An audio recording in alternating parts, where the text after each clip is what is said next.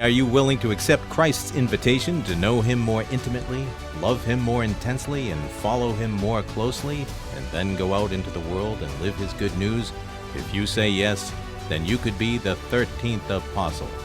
Join Dan Duddy and Tom Caffrey, the odd couple of Catholic radio, as they ride the radio waves 2 by 2 to share the goodness, beauty, and truth of Jesus Christ and His church. And now, ladies and gentlemen, the 13th apostle. Are you becoming the person God wants you to be? Are you a human becoming in this season of Lent? And what does God want you to become? Welcome back, ladies and gentlemen, to another episode of the 13th Apostle, where we always explore the good, the beautiful, and the true of the Catholic faith and the Catholic Church. This is Tom Caffrey with my partner, Dan Duddy, the birthday boy. How you, Dan? Hey, yeah, birthday boy. Yeah, so we're recording this the day after your 70th birthday. Mm-hmm. Did you have cake? Did you have 70 candles on a cake? No, just one. It took me a real long time to blow it out. One candle. Is this shrinkflation? What's going on here? I was just joking when I was trying to blow it out. All my kids were there. I mean, they're 30 years old or slightly less or slightly more. And they actually thought that I had some sort of a breathing problem, and it caused a stir. And I'm like, wait a minute, is this a sign that I'm 70? I can't joke with you. You actually think that maybe I can't blow out one skinny little candle on a cupcake? It's like, man. You like to stir. I do. Not like you, but Maura made these unbelievable cupcakes. I got in trouble. So when she handed out all the cupcakes, I bit into mine after I blew out the one candle. I said, did you make these cupcakes, Maura? You know, and there's 20 people there. And she goes, yes. I said, did you really make these cupcakes? Are you serious? You made these?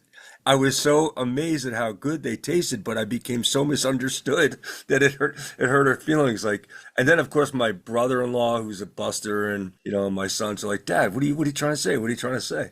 My excitement turned into an insult.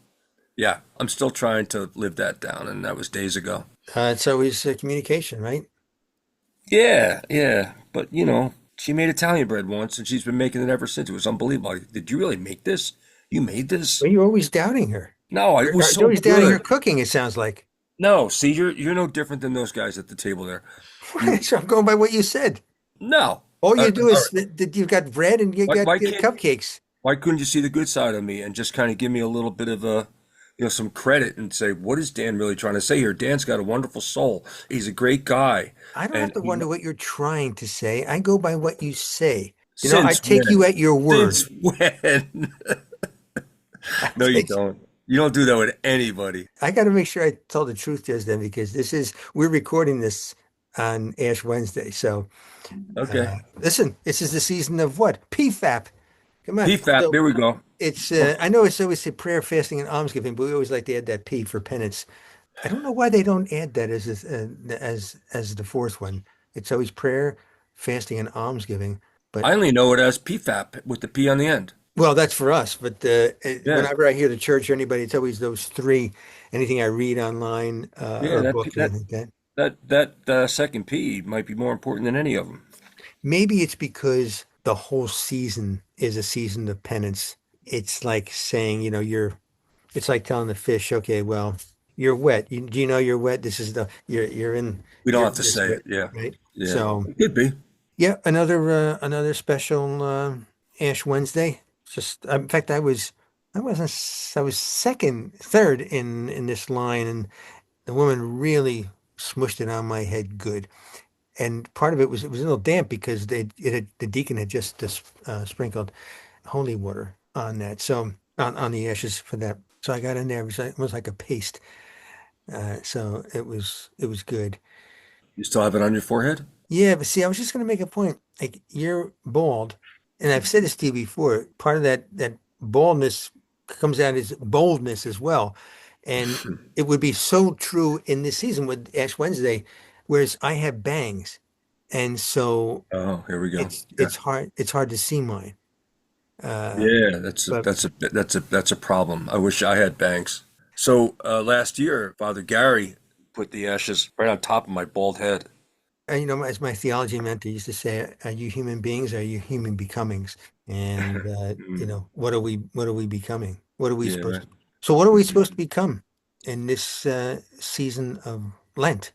mm. Get in the silence and figure it out. It's the resounding theme. It keeps coming at me. Everywhere I look, looking for some inspiration, either to teach my children a little bit. I have seniors now in the classroom, my theology classroom, and I beg them to get into the silence. And the other day I was looking for, just some, a little bit of food to chew on as we head into our episode here. Came across a really good article from Right, what Crisis Magazine. Intellectual, we're spiritual food to fasting, chew right? on. We're fasting I not am only I am fasting at the moment. Silence. Try it, Tom.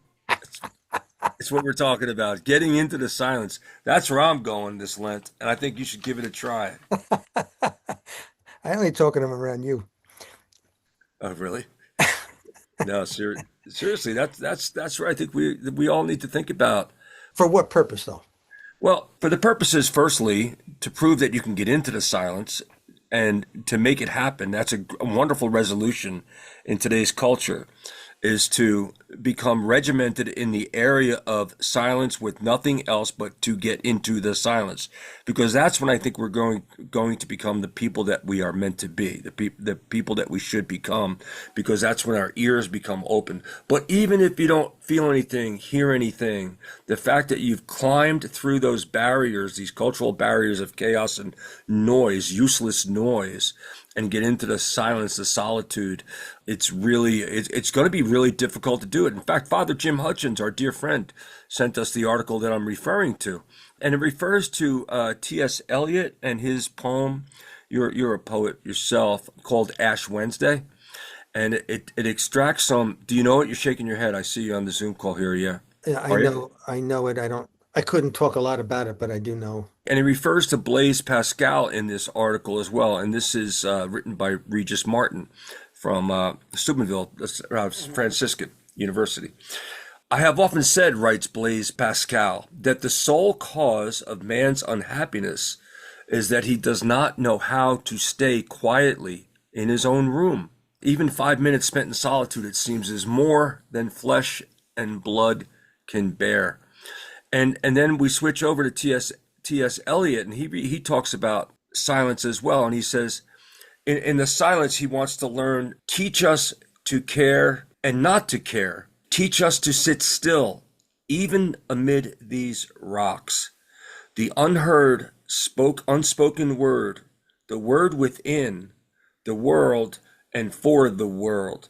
So I was talking to my wife, Maura, today, and she too was talking to me, phone call on my way to work, about what we were going to do for Lent. And I told her my intentions are to get into the silence and really just listen and pay attention to an understanding, an evaluation, and assessment of what my consistent temptations are. What do I consider to be my highest good? And if it's not God, then I'm going to take that and wrap that around the temptations that make me feel that highest good, whatever it is that tempting me away from, the truth of God, and to be with God, and to understand that I'm not made for comfort, as I think Pope Benedict made that loud and clear, and it was very theme-based for him. We are not made for comfort. And then the yeses and nos that we heard in Sunday's gospel, yes means yes, no means no, that we must say no to compromise and yes to convictions. And that's when compromise will disappear. So I'm putting my mind on those three items in my silence, and understand that I need to throw water on this lust for domination that I often find myself fighting. But I said to Maura, Tom, and she's a writer like you. She's a beautiful writer, and she's a poet like you, beautiful poet like you. But yet she struggles with being in crowds. She compares herself too much to others, and she gives others way too much credit and belittles her own self by doing so. And I said, Maura, your gift is in the silence. You need to go in the silence and tap it, understand it, shake hands with it, and know that it's in your writing where you really shine. And I said, you must get into the silence. She goes, but sometimes I don't hear anything. I said, I know, but that's when things begin to blossom. You know, it's like when you see the flower when it's at its full blossom, and you, a gardener, live this. When you see it at its full blossom, you see the end result, but do you really see how each day that petal may have just moved, you know, just one hundredth of an inch? No, you don't. That's the silence that we need to get into, to let those things unfold so that eventually you feel like you're dry, you feel like there's nothing coming, but that's when that petal, that flower to bloom, to blossom, is opening each time. Trust the silence, fight the fight, and get into the silence. That's a good visual with the flower petals. It's funny because when I was teaching the college students today, something like that came up.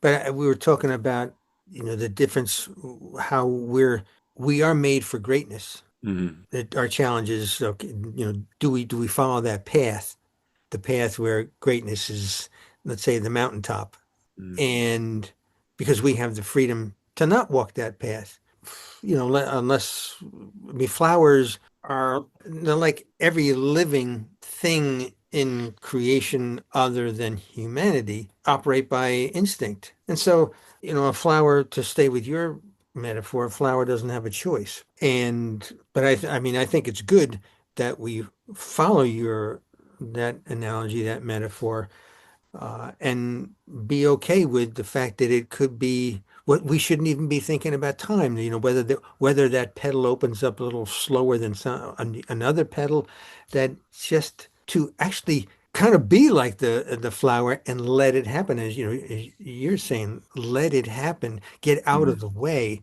Mm-hmm. And that's very challenging because, again, you're talking about power, authority, control. Yeah, control. Right.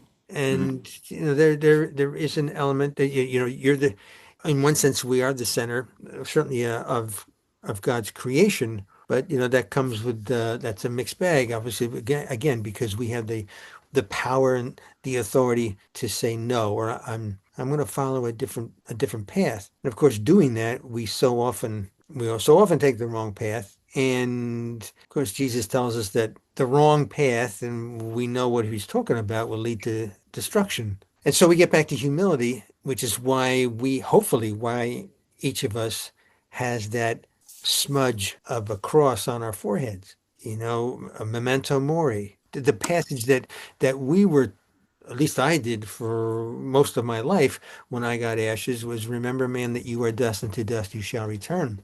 Mm-hmm. So that's pretty, it doesn't say, it's not memento mori. Remember, man, you are going to die. You will die, but that's what it is. And Mm-hmm. of course, that's what will happen to all of us. Mm-hmm. So, I mean, the ashes are a symbol of our mortality. So does that make us humble to say, okay, we're really not in control? And can we be, in our freedom, can we be like, the flower can't say, we're going to be like Tom or Dan, but we can say we're going to be like the flower, and we can try to, again, if we use metaphors, whether it's the flower, whether it's the sunlight, we give warmth to people. How can we, it's kind of like Easter and Christmas, where we've co-opted the pagan celebrations. And I don't say that in a slur. The pagans didn't know about Jesus, but where we take their special day and we Christianize it. And so now, and they were all, certainly the Celts were all about nature, and find, how can we use nature? How can we see the holiness in nature, and then kind of model that in a way to incorporate that into our lives and say, okay, That's a good point. I'm going to be quiet. I'm going to go with, what Dan says. I'm going to into the silence. It's there, it's all this space is like, just, we're having this conversation, but between each word is a space of silence. So how can I know one exercise where you say a sentence, and I would recommend a Bible passage, or actually anything that brings holiness. And then you increase the gaps between each word, and you keep increasing the gaps between each word. Mm. And like one really well-known, well, in certain circles, well-known exercise is from a psalm: be still and know that I am God. Mm-hmm. Be still and know that I am. Be still and know. Be still. be. Now, that's not increasing that's one way of slowing down and going into the silence. The other is what I said before, where Mm. be still. But in that silence, you're either quiet or you say a quick prayer, but I just recommend quietness. You stretch out a sentence, it could take 10 minutes, and it's a short sentence. Depends on how Really much cool. silence you want. Yeah, that's a really cool point, and I'm getting an awful lot from that exercise that you're speaking of, and I love the point about nature. You think about nature having the virtue of meekness, let's say, and how beautiful nature is because of the virtue of meekness and resignation. Nature can only sit in God's hands and let what's happening to it happen, and by doing so, by putting itself in God's hand, and of course it does not have a will. I'm trying to humanize it a little bit so we can learn from it. That's where it flourishes, and that's where it goes through God's time, and God is always on time, and that's where the beauty comes from, where we human beings in all the chaos suffer a lot of diversions. I think we spend so much time controlling diversions or fighting diversions, whereas instead, if we can learn from nature and become meek to the control, and then by doing so, we'll fall into that beautiful silence that you were just talking about and fall into resignation. And the silence that I am alluding to right now is the silence between words. And let me explain that. The more you separate the words, the less chaotic the words become. There's a lesson in that. The more we promote silence by separating those words, and by doing so, each word then has a chance to get into your soul, and then you sync with each word, you digest it, and then the next word will come one word at a time, and you actually start to really, the word becomes a part of the sentence or the phrase or the theme or the message actually becomes a part of your very being by doing so. And that's what silence is all about. You may not hear a word today, but that's the gap. That's where you find yourself in that gap. And the next time you come back into that silence, yourself is less resounding. It's more at peace. It's not resounding. It's at peace with ears wide open. It's a beautiful, beautiful poetry in what you said. And I hope I was able to express myself properly there. But with that being said, I just want to give a little bit more to what T.S. Eliot says. He wrote, "Where shall the word be found?" He asks. "Where will the word resound? Not here. There's not enough silence. The right time and the right place are not here. No place for grace for those who avoid the face. No time to rejoice for those who walk among noise and deny the voice." There's a lot of good in that, and as usual from T.S. Eliot, he's a great poet. Is the Wasteland, the four quartets. You want to read some really powerful stuff, partly based on his experiences involving the world wars. Mm. But so if we circle back to the ashes, another way where we've used nature, all right, we burn the leaves, right, and we get the ashes for this great ritual, this great liturgy, and obviously it's what the church does is based on sacred scripture and our traditions. The Book of Job refers to ashes. Esther, she's a really neat character. That was one of the earliest types of intercessionary activities on behalf of the good when she, as queen, interceded with another character on behalf of that character to her husband, the king, but referred to ashes, sackcloth and ashes. It's in the book of Maccabees, Daniel, the book of Daniel. So there's a good history of the use of ashes. It's good to go back to the root of what is it that we do? Why do we do it? Are we doing something new? No. No. We're going back thousands of years. Mm-hmm. Certainly, I've just mentioned, I mean, from Job, which arguably the first book written that's in the canon. So, 3,500, 4,000 years ago, if we take the Judeo-Christian tradition, we've got deep roots. One of the frustrations, and I see this with the college students, their eyes open up when all this truth is revealed to them. They Mm-hmm. had no idea. I mean, at the very least, you should think if you want to be Christian or if you call yourself Christian, well, you're going back at least 2,000 years. So, let's see, what does that mean in terms of how we live? Everything we do as Catholics, we go back a long way. We carry on that tradition.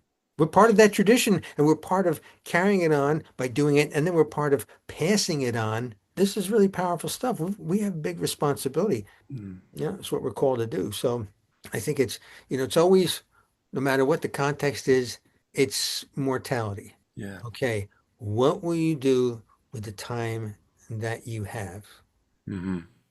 And can you get things out of the way to allow you, as you say, this stop the chatter, whatever that chatter is. I mean, certainly in the modern day, I don't know whether it was any more difficult than it is today with the technology that we have. I don't know what distractions they had back then, but it was nothing like this. And they weren't doing studies like we do studies now. And you say, look at the problems that young people are have. It's not just young people, but it's principally young people. Hmm. And they're still forming. So this is where it's really bad for them. Where there's no silence, there's a lot of suffering as a result of the superficiality. It's always respond. It's like bang, bang, bang, bang, bang, bang. And there's no self-reflection. Yeah. And you're dodging bullets, so to speak, with what people are saying about you or about this person or that person. It's not a good way to live. No. I don't even know if these people, if the young people, I know that a lot of them don't even know that there's a path. They don't know. It's exactly what we talked about today in the classroom. I mean, you talk about the Holy Spirit in action here. We all have our ashes on our forehead in the classroom because we had our liturgy before classes began. And the whole concept of, returning to dust we shall return. Yeah, I couldn't have said any better than you when you talked about your college students being stunned by the truth. And I tell them, we live in a chronology, we live by time, when, what's going to happen the next day? What are we doing tonight? What happened yesterday? And we're so wrapped up in events and the clock ticking and the things that happen within the time. We don't get off the planet and sit down and stop time. With God, He's in the present. There is no time, but we live with traditions because traditions keep us to the truth over the chronology of generations of us as being mankind itself. So those traditions are hugely important. There's no time with the truth, right, Tom? Truth stands still. It doesn't need to defend itself. It is what it is. The truth is the truth. And when you lay down to dust we shall return, and you really slow these young people down, that's when they really begin to listen. And when you tell them that we don't have a soul, we are a soul, we have a body. Our bodies will die and our souls are eternal. They're going somewhere. And we need to take the time to slow down and get out of time in order to really understand, get in the present to understand eternity. We've got to get out of time, settle down into no time, no space, into the silence in order to understand eternity, the ultimate of time, but paradoxically is only in the present. There is no time in eternity either. So So, did you tell your students to do a fast on their cell phone? we talk about it all the time.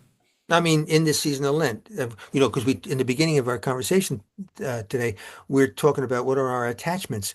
That's a nice way of saying an addiction. What's got control over us? And you Oh talked yeah, about what's no doubt. control. Yep. So, I mean, what do you think would happen if you said, okay, for every Friday, you can abstain from this or that, this and that, but how about if you abstain for your cell phone for Hmm. the entire day?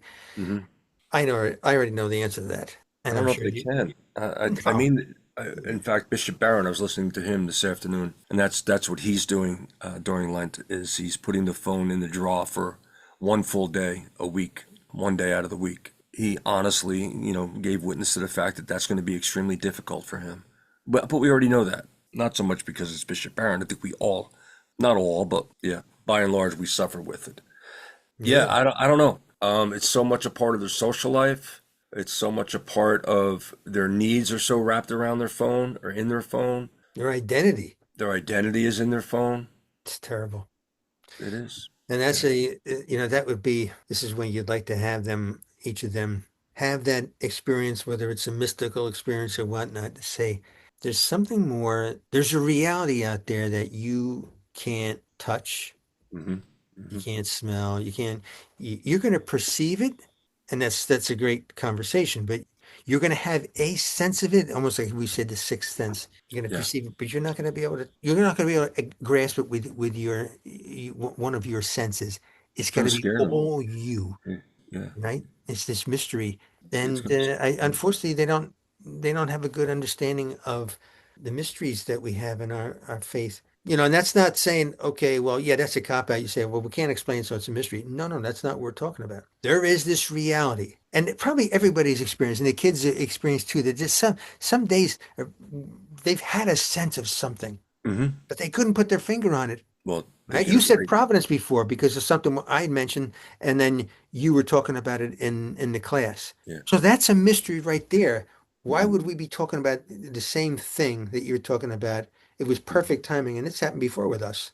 In fact, I had the other day when we were getting ready we really got to wrap it up, in talking about when the video that your children did for you in your 70th birthday, when your daughter Grace reached out to me about contributing to that. I saw Grace's name and I said, right, immediately thought about her wedding mass. Mm-hmm. And I couldn't tell you exactly what it is right now, but the readings, the gospel message was what we had talked about, I think, I don't know, a couple of nights before during an episode of ours. You turned around. I was in the back. You were in the front. You turned. We both looked at each other. It's That's right. unbelievable. That's a Yeah. mystery. Yeah. That's a mystery, and that's we got to go. But Yeah. I this hear is you. Lent. This is a time of mystery. It's a time to go all in. Let's Mm-hmm. let's stretch out those words. Find that silence that Dan's talking about. Mm-hmm. Get into that, Yeah. and we know we're honoring God. Yeah. Seek the truth. Don't be afraid of the truth. What's coming up next there, brother? Yep. Stay tuned, folks, for the Angelus and your prayer intentions with Peter and Jemmy. Have we made Peter famous? Well, you it wouldn't be me. You're always you're blowing his horn. Well, you open the door. So what's coming up next, Dan? You walked right into. See, that's the way it works. Team, come on, come on. Let's go. Yeah, we got to go. That's right. All right, let's go. WQPHradio.org. Marianne, Jean, James, the crew. Happy, blessed, holy Lent, brother, and to everybody. Yeah, amen. God bless you, Tom. God bless you all. Thank you for listening to the 13th Apostle with Dan Duddy and Tom Caffrey. For more information on Dan, visit his website at www.danduddy.com or email dcduddy@gmail.com. Tom's website is faithpilgrims.com or email trcaffrey@faithpilgrims.com. How about you? Will you be the 13th Apostle?